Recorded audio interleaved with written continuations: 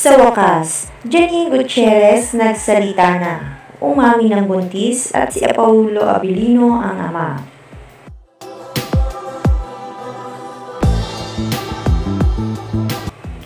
Trending pa rin at patuloy na pinag-uusapan sa social media ang nakakakilig na love story nila Apollo Abilino at Janine Gutierrez.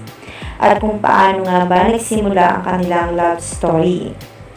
Mas lalong pinakiligan ng mga ito nang aminin na nila on-cam ang totoong namamagitan sa kanila.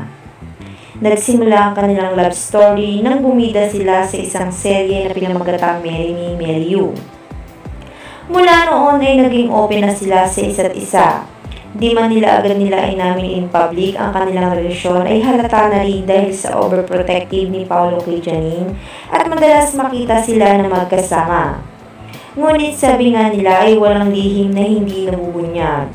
Kaya naman sa dalas at kaswitan ng mga ito sa isa't isa ay di na talaga maikakaila na may relasyon ang mga ito sa isa't isa.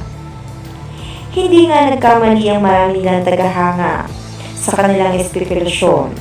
Matapos ang ginawang pag-amin nila Janine on-cam ay mas lumalim pa raw ang kanilang pagsasama. Pwede pa raw mauwi ito sa kasalan na aabangan raw ng marami nilang taga-subaybay.